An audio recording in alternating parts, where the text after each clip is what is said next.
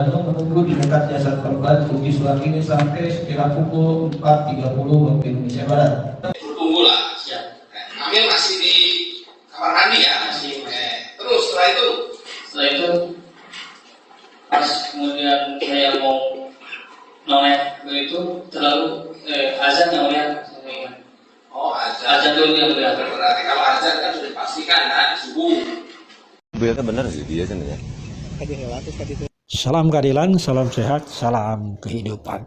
Jadi sahabat-sahabat, fakta keterangan di persidangan di JPU di dalam dakwaan Yosef diterangkan bahwa Ibu Tuti disimpan di depan gudang sampai jam 4.30. Keterangan Danu di persidangan, terdakwa Yosef mengatakan bahwa Ibu Tuti disimpan di depan gudang sampai terdengar suara azan. Setelah itu tidak ada keterangan selanjutnya aktivitas pelaku di TKP. Tidak ada. Dan tidak menerangkan aktivitas selanjutnya. Dia hanya mengatakan bahwa setelah matahari terang baru mulai menaikkan korban. Kemana pelakunya? Kemana Danu? Setelah azan sampai matahari mulai terang. Kemana pelaku ini? Kemana si Danu? Ternyata dari keterangan Waida membuat alibi seolah-olah Danu bukan pelaku karena Danu ada di dalam kamarnya sekitar jam 5.30. Itu keterangan Waida di terdakwa Danu. Danu mengatakan apa ucapan ibunya benar. Inilah sahabat-sahabat kekacauan kasus. Jadi peristiwa Ibu Tuti disimpan di depan gudang, setelah itu tidak ada kelanjutannya, tidak ada aktivitas pelaku diterangkan di sana kecuali nanti setelah matahari terang.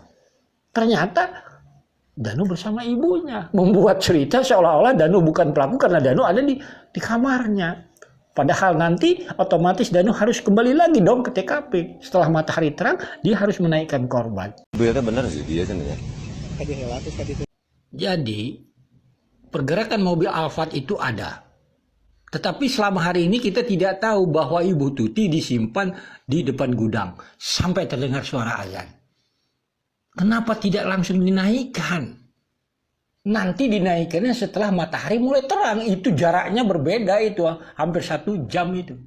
Terdengar suara azan sampai matahari mulai terang. Kenapa tidak dinaikkan? Kita kembali ke mobil Alphard.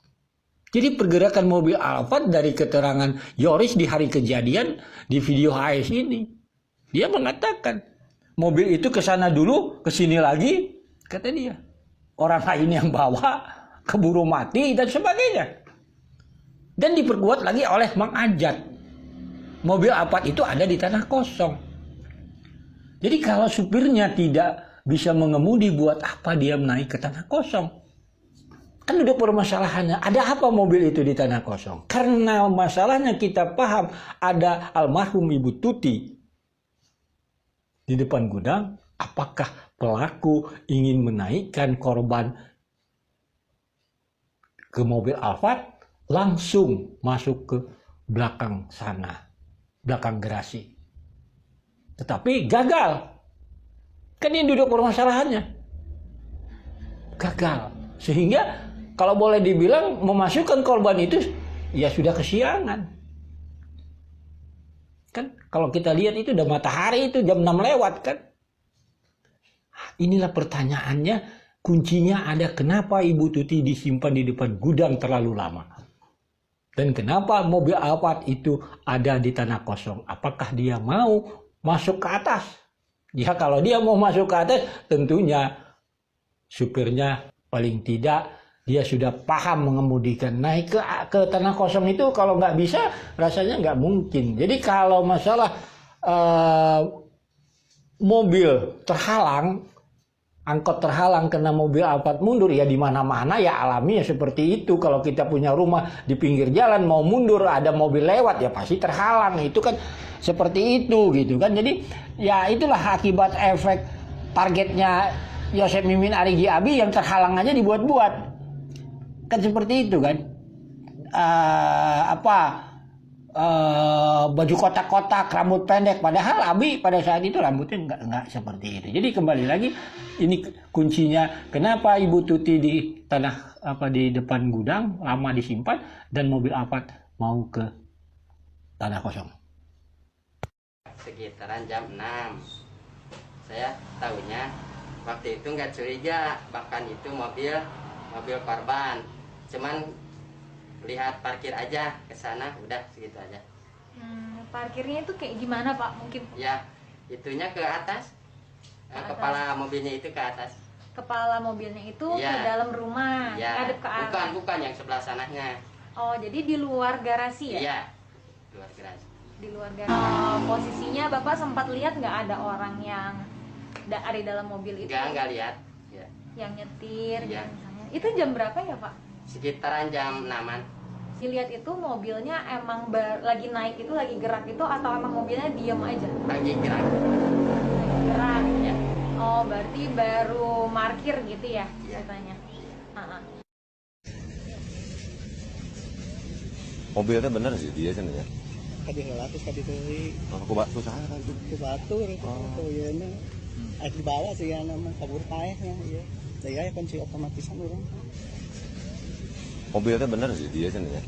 kadi relatif kadi teuing Mobilnya bener sih dia cenah ya.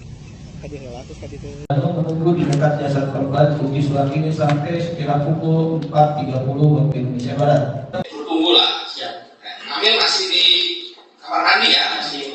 Terus setelah itu pas kemudian saya mau noleh itu terlalu azan yang mulia.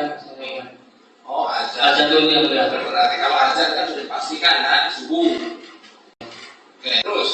Nah, nggak lama matahari agak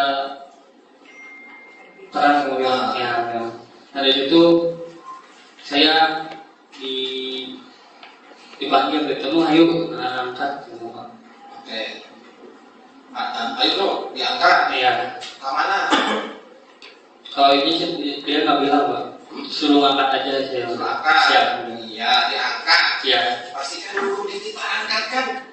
Mana mungkin diangkat terus. Ayo lah mobil kan.